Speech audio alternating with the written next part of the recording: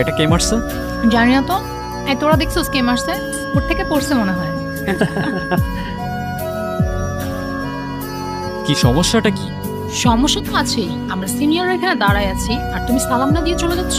Sorry, আমি আসলে এত সিনিয়র টিনিয়র মানি না। যে আমাকে রেসপেক্ট করে আমি তাকে রেসপেক্ট করি, আর যে করে না তাকে ও দেখি বেয়াদবি করতেছে আবার।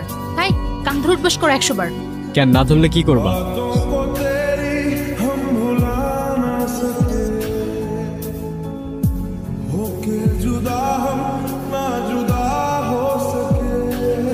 প্রফেসর আসতেছে, পালা পালা।